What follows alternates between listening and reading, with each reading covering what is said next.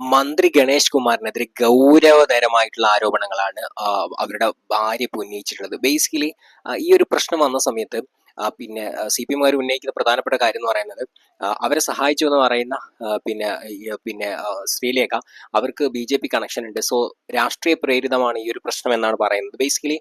പക്ഷെ അതിനപ്പുറത്തേക്ക് ഗണേഷ് കുമാർ ഇത്തരത്തിൽ നിരവധി തവണ ഇത്തരത്തിൽ അഡൾട്ടറിയിൽ ഏർപ്പെട്ടിട്ടുണ്ട് എന്നുള്ള ഒരു വാർത്ത ബേസിക്കലി നേരത്തെ ഉണ്ടായിരുന്നു.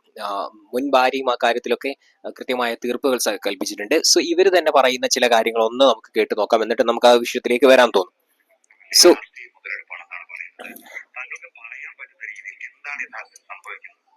മന്ത്രിയുടെ ഒരു ഇന്റർവ്യൂ കണ്ടതിന്റെ ഭാഗമായിട്ടാണ് ഞാനിപ്പോ സംസാരിക്കുന്നത്. എനിക്ക് വളരെ നിങ്ങൾക്ക് വീഡിയോ വ്യക്തമാണെന്ന് വിചാരിക്കുന്നു. കഴിഞ്ഞ കുറെ വർഷങ്ങളിലായിട്ട് എനിക്ക് പ്രശ്നങ്ങളൊക്കെ തന്നെയാണ്. ഞാൻ 2019 ഒരു വലിയ പ്രശ്നം ഉണ്ടായപ്പോഴും ലേഖ ചേച്ചിയെ കോൺടാക്ട് ചെയ്തിരുന്നു. എന്റെ കസിൻ ബ്രദർ, അതായത് എന്റെ പപ്പയുടെ സിസ്റ്ററുടെ മോനാണ് ഹസ്ബൻഡ്. അതെ, ഞാൻ 2019 കോൺടാക്ട് ചെയ്തിരുന്നു.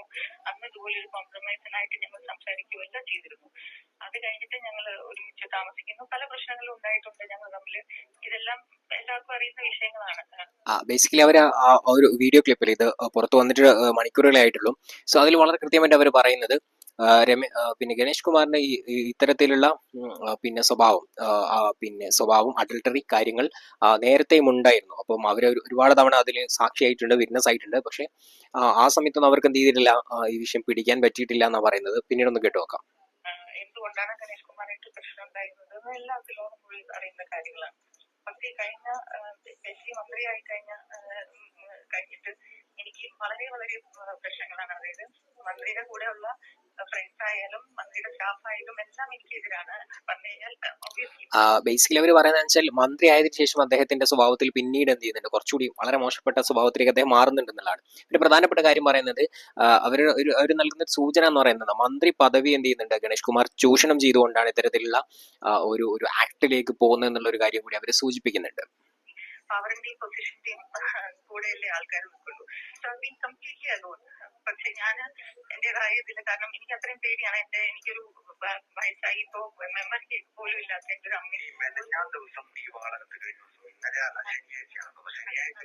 ഞാനിപ്പോ 2 മാസമായിട്ട് ഇതേപോലെ ഇലക്ഷന്റെ സമയത്താണ് ഞാൻ അവിടെ പഞ്ചായത്ത് ഇലക്ഷന്റെ സമയത്താണ് ഞാൻ ഇടയിൽ വന്നത്. അതിന് മുന്നേ പ്രശ്നമായിരുന്നു.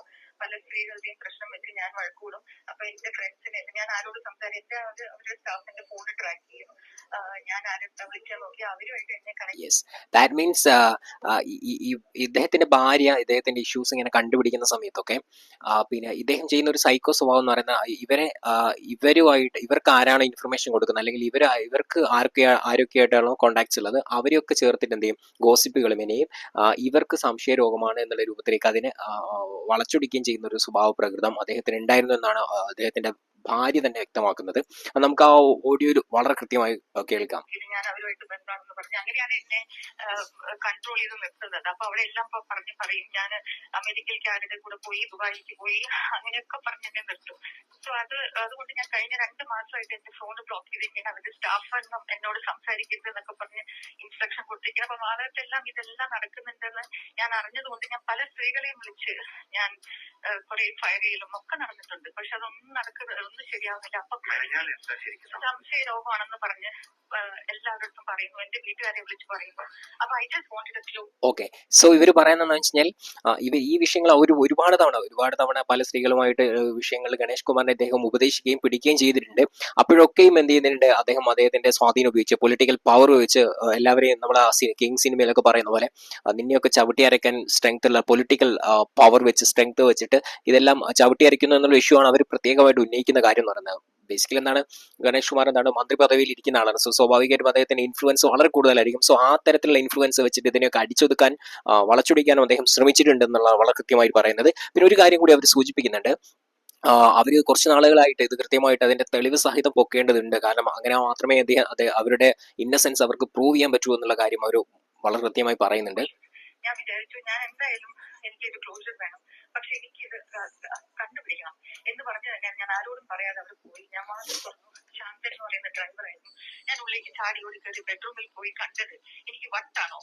ഞാൻ അവിടെ കണ്ടു കഴിഞ്ഞു അവിടെ ശാന്തൻ ഓടി വന്ന് എന്നെ തടയാനും ഞാൻ ഫോട്ടോ എടുക്കാൻ നോക്കിയപ്പോ എനിക്ക് ഐ കനോട്ട് എക്സ്പ്ലെയിൻ ഞാൻ എന്ത് കണ്ടു മോശം നിങ്ങൾ ആലോചിച്ച് നോക്കി ഒരു സ്വന്തം ഭാര്യയ്ക്ക് പിന്നെ ഹസ്ബൻഡിന്റെ ഇങ്ങനെ ഒരു ഇഷ്യൂവിൽ കാണേണ്ടി വരുന്നത് എത്രമാത്രം ഭീകരമായിരിക്കും. ആ സമയത്ത് അവർ പറയുന്നുണ്ട് അവരുടെ മൈൻഡ് കൺട്രോൾ എന്ന് പോയിരുന്നു. പക്ഷെ അവര് പിന്നെ ഗണേഷ് കുമാർ ഒന്നും ചെയ്യുന്നില്ല, അദ്ദേഹത്തിന്റെ കൂടെ കണ്ടിട്ടുള്ള ആ സ്ത്രീ ഒന്നും ചെയ്യുന്നില്ല. അവർ കൃത്യമായിട്ട് മൈൻഡിനെ കൺട്രോൾ ചെയ്തിട്ട് കാര്യങ്ങൾ ഇടപെടുകയാണ് ചെയ്യുന്നത്. കൃത്യമായിട്ട് ആ വിഷ്വൽസ് എടുക്കാൻ അവർ ശ്രമിക്കുന്നുണ്ട്. അവർക്ക് വീഡിയോസ് ആക്ച്വലി കിട്ടിയിട്ടില്ല എന്ന് അവർ പറയുന്നത്. ഫോട്ടോസ് അതേ അവർ എടുത്തിട്ടുണ്ട്. കാരണം ഇങ്ങനെ ഒരു അലിഗേഷനായി വരുന്ന സമയത്ത് ഓഫ് കോഴ്സ് മന്ത്രി എന്ത് ചെയ്യും, അതിനെ റിജക്ട് ചെയ്യാനുള്ള പോസിബിലിറ്റീസ് വളരെ കൂടുതലാണ്. സോ അത് മുന്നിൽ കണ്ടുകൊണ്ട് തന്നെ അവർ കൃത്യമായിട്ട് വിഷ്വൽസ് എടുത്തിട്ടുണ്ട്. ബേസിക്കലി മന്ത്രി ഇതിനെ പിന്നെ റിജക്ട് ചെയ്യുന്ന നിരസിക്കുന്ന ഒരു ഘട്ടം വരുന്ന സമയത്ത് ഇവരത് പുറത്തു വിടുമെന്നുള്ള കാര്യത്തിൽ യാതൊരു സംശയവുമില്ല. കാരണം ഇത് ബേസിക്കലി എന്തുകൊണ്ടാണ് ഇതൊരു സ്വകാര്യ വിഷയം മാത്രമല്ല, ഒരു മന്ത്രിയിൽ നിന്ന് നമുക്ക് ഇങ്ങനെ എക്സ്പെക്ട് ചെയ്യാൻ പറ്റത്തില്ല. കാരണം അയാൾ നമ്മൾ വോട്ട് ചെയ്ത് തിരഞ്ഞെടുത്ത് കൊടുത്തിട്ടുള്ള നമ്മൾ നികുതി പണത്തിൽ നിന്ന് സുഖിച്ച് ജീവിക്കുന്ന ഒരാളാണ്. സോ അയാൾ ഇത്തരത്തിൽ പേഴ്സണൽ മാറ്റേഴ്സ് ഇങ്ങനെ ഭയങ്കര ഫെയിലിയർ ആയിക്കൊണ്ടിരിക്കുമ്പോൾ എങ്ങനെയാണ് രാജ്യത്തെ ജനങ്ങളെ പിന്നെ സേവിക്കാൻ അയാൾ അർഹനാവുന്നത് എന്നുള്ള വളരെ ഫണ്ടമെന്റലായ ഒരു ചോദ്യം ജനാധിപത്യ വിശ്വാസികൾക്കുണ്ട്. അത് അവർ ചോദിക്കുന്നുണ്ട്. സോ അതിനെ അടിച്ചൊതുക്കുന്ന തരത്തിലേക്കുള്ള എന്ത് ആർഗ്യുമെന്റ് വന്നാലും അതൊന്നും നമുക്ക് അംഗീകരിക്കാൻ പറ്റില്ല എന്നുള്ള വളരെ പ്രധാനപ്പെട്ട കാര്യമാണ്. സോ മറ്റൊരു കാര്യം കൂടി അവർ സൂചിപ്പിക്കുന്നുണ്ട്.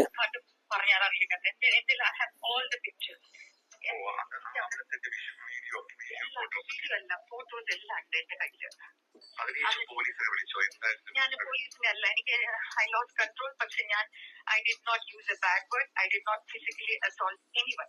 മന്ത്രിയെയോ മന്ത്രിയുടെ കൂടെ ഉണ്ടായിരുന്ന ആളെയോ ഒന്നും ഞാൻ ചെയ്തില്ല. പക്ഷെ ഞാൻ ഫോട്ടോ എടുക്കാൻ ശ്രമിച്ചു. ബിക്കോസ് മന്ത്രി അത് പിന്നെയും പറയും എനിക്ക് ഭ്രാന്താണ്, എനിക്ക് സംശയമാണെന്ന് ഞാൻ തിരിച്ചു വന്നു കഴിഞ്ഞാൽ. അതുപോലെ ഞാൻ ഫോട്ടോ എടുക്കാൻ ശ്രമിച്ചപ്പോൾ എന്നെ ശാന്ത അവരെ പിടിക്കുക, അവരുടെ ഫോൺ മാറ്റുക എന്നൊക്കെ പറഞ്ഞ് എന്നെ he was trying to assault me, try to take my phone.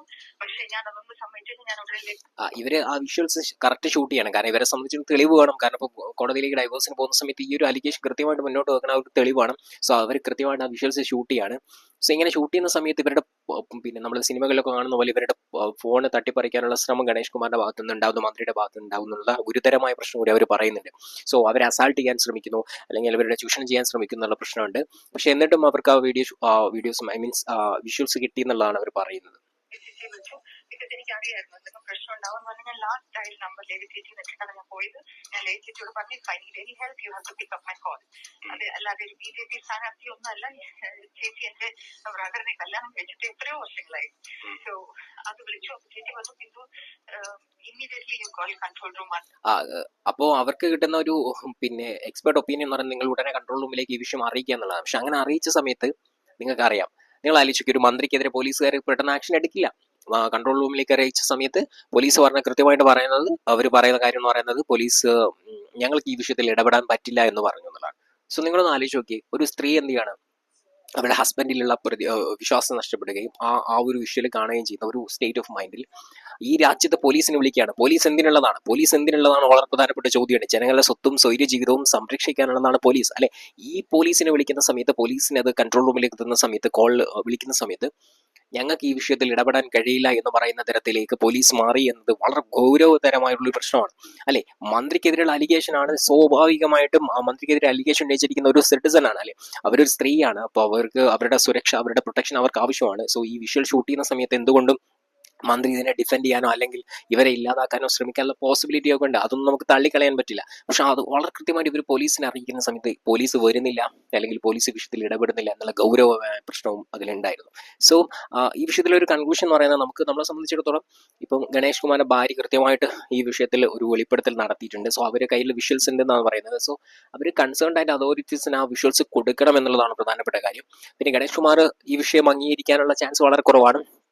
കാരണം ആരും ഇത്തരത്തിലുള്ള ഒരു തെറ്റ് അംഗീകരിച്ചു തരും എന്ന് തോന്നുന്നില്ല. പക്ഷേ എങ്ങനെയായിരുന്നാലും അംഗീകരിച്ചേ പറ്റൂ എന്നുള്ളത് വളരെ പ്രധാനപ്പെട്ട കാര്യമാണ്. കാരണം ഇത്